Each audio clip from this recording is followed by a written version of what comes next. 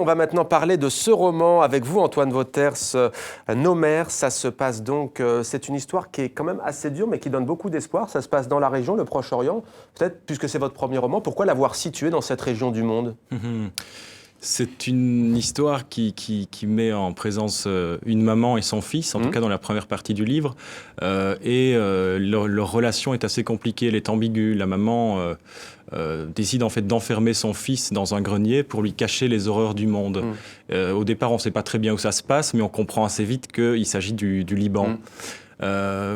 Et comme leur relation est passionnelle et en même temps contrariée par des tas de choses, le fait que le papa est mort pendant les conflits, etc., moi j'ai trouvé que le cadre du Liban où j'ai voyagé et qui est, on parlait d'urbanisme là récemment, dévasté sur le plan architectural, etc., que tout ça, avec la frénésie de vie que ça fait rejaillir par la suite, que tout ça se mariait très très bien en fait. Un côté désespéré, brisé, et en même temps une envie de reconstruire quelque chose.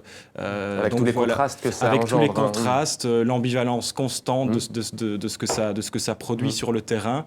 Et donc il y avait à mon avis un parallèle à faire entre le terrain affectif, émotionnel de cette relation-là et puis le contexte plus général. Mais c'est pas un livre sur le Liban, c'est un livre à mon avis plutôt sur une relation mère-fils qui évolue d'ailleurs au fur et à mesure que Ce jeune le livre héros avance. d'ailleurs va sortir de l'enfer. Racontez-nous comment, sans tout dévoiler bien entendu.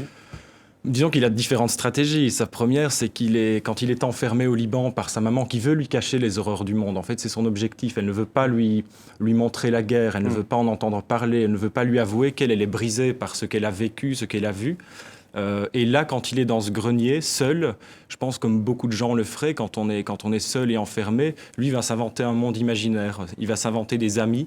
Et c'est ça qui, dans un premier temps, va lui permettre de tenir le coup. Et puis quand il va être adopté, parce que son parcours va évoluer, il va se retrouver ici en France ou en Belgique, dans les Ardennes en tout cas. Là, il va avoir d'autres techniques, d'autres stratégies de survie, parce qu'il s'agit toujours de ça. Il a été déraciné complètement. Il est évident que quand il arrive dans son nouveau pays, il ne peut plus être dans un processus de mensonge, d'invention, La réalité le rattrape, la réalité le rattrape. Et là, il accède à une parole en jeu. Il doit s'accrocher au monde qui est là, tangible et réel. Et donc là, il va essayer bizarrement de prendre soin de sa maman adoptive, qui elle ne parvient pas tout à fait à s'occuper de lui. Alors un premier roman vibrant, voilà ce que l'on peut lire, d'une force qui vous donne le courage d'aimer la vie. Comment avez-vous découvert cette région, le Liban ? C'était un voyage en 2009 pour le Salon du Livre de Beyrouth. On m'avait invité pour un petit livre que j'avais écrit à l'époque. Salon francophone ? Salon francophone, oui.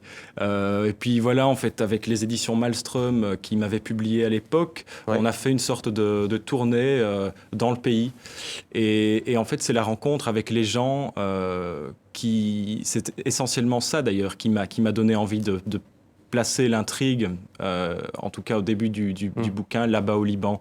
Ce monde brisé, mais qui en même temps veut renaître. Et c'est aussi terriblement important, la place du non-dit. La guerre était là extrêmement présente et en même temps, on a du mal à en parler avec les gens, comme si on ne pouvait pas le dire.